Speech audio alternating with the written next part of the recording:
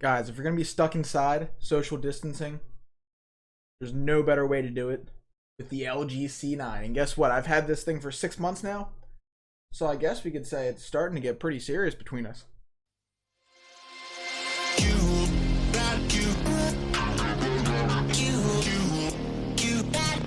Oh my God! I'm Bushwhack18. I stream live on Twitch every Monday, Wednesday, Friday, Saturday, Sunday. It'd be nice to have you come on over there, talk some tech with me, nerd it up. I love that stuff. Nobody gets me. Last week, I've re-uploaded a video of my LG C9 burn-in update from 3 months in. Just so you know, that was originally uploaded 3 months ago. So what happened was the audio was bad. My background music was too high and you couldn't really hear what I was saying. So I finally fixed that and re-uploaded it. So that's why we're jumping from 3 months to 6 months in the span of a week. I don't have a time machine, I swear. So one thing I want to explain before we get this testing started is the team burn-in versus team no burn-in. You know, reading through some comment threads, it's like people like to argue a lot about how much of a negative burn-in is. Some people think you shouldn't buy an OLED for gaming just because of burn-in. Other people think it's no problem at all. I'm not on either of them teams. My team is, I just want to have the best gaming experience possible. That's why I bought the LG C9. And I've played on so many high-end monitors that my mentality was burn-in will never be an issue for me, because if 5 years down the road there is substantial burn-in on the LG C9, I will have already moved on to something else anyway, probably by then. Probably by a year from now, because I can't control myself!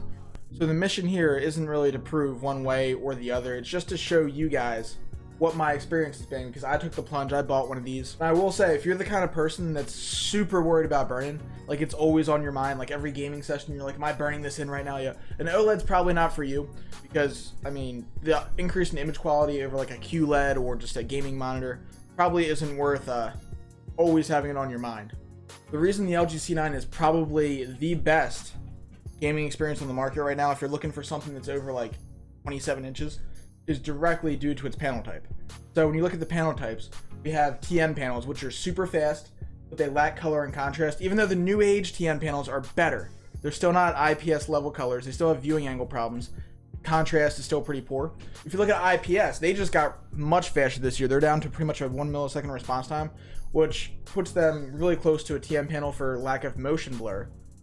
But these panels also suffer from contrast issues. VA panels are interesting because they're known for their really deep blacks, but the pixel response time is the slowest of the bunch, so you're gonna get some smearing here and there. And I will say, for a panel like the PG43UQ that I had and I was messing around with and I was hoping was a smaller solution that I could actually sit on my desk here, I think VA is the single best panel technology if you're not going to use a full array local dimming, because it can get dark enough to give a convincing HDR experience. But the drawbacks for your fast-paced gaming are pretty noticeable on a VA, and that panel in particular, it was worse than any other VA I've ever played on, hands down. Let me correct that. It's worse than any other VA panel I've ever played on that was actually marketed toward gaming. So all those negatives there, the OLED technology solves. It solves all of them. So it's got great colors, okay? It's got the best contrast of any panel type. So all these full array local dimming solutions, you see that the LCDs are pushing and pushing, and this is our new tech. Now we're gonna go mini LED, now we're gonna go micro LED. All that is done to try and match the native contrast of an OLED panel. So LCDs are not on the same level yet. They can get the dimming zone small enough. It'll be close, plus they'll be a lot brighter. LCDs can definitely get a lot brighter at this point. The pixel response time is faster on an OLED panel than it is on your TN panel. That's pretty ridiculous. So obviously that leads us to our huge drawback, the one that everyone talks about, is burn-in. OLEDs have the potential to get burn-in over a prolonged period of time. And for some people, that's just a deal breaker for a $1,500 TV. And I completely get that, 100%. The LG C9, due to HDMI 2.1, was always taken pretty seriously as a gaming TV, but even more so late last year once Nvidia announced that these TVs would be certified as G-Sync compatible, which really changes the game. So the experience on the LG C9 is super smooth, super responsive, and the visual quality is the best you're going to see on the market right now, whether that's HDR or SDR. If you remember my previous LG C9 videos, there was at least one problem that was bothering me. I had a vertical line on the panel. It was a very thin 1 pixel wide vertical line. It was white going from the bottom all the way to the top. And the solution LG offered to fixing this problem is a factory reset. of the whole panel. You have to redo all your settings and everything. So it popped up a couple times. I factory reset it, and in 3 months it hasn't come back.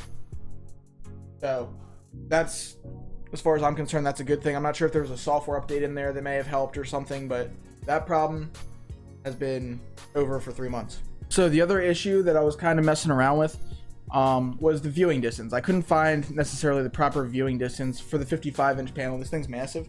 I had it sitting on the edge of my desk. It was a couple feet away from me, and while it was super immersive for games like Planet Coaster or the Resident Evil games, anything that's HDR, more environmental immersive, it was spectacular for that. The faster paced first person shooters, it was definitely very overwhelming trying to get all the information in a split second, looking all over the place.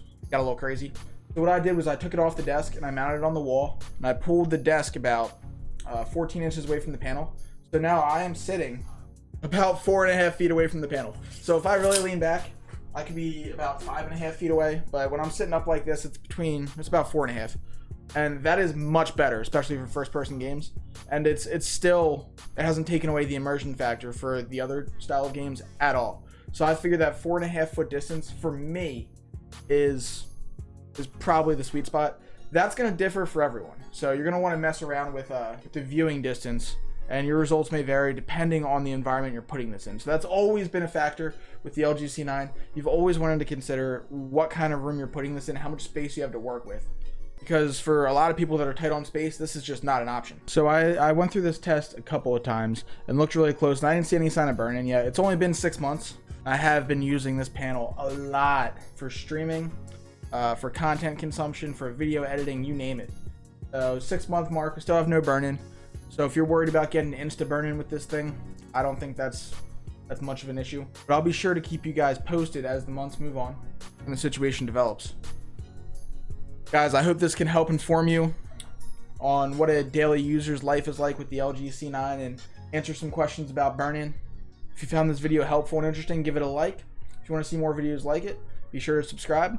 Leave me a comment if you have any questions. And don't be afraid to come on over to Twitch, hang out with me, and talk about some tech stuff. I stream live on Twitch every Monday, Wednesday, Friday, Saturday, Sunday. Hope to see you guys there. See you later.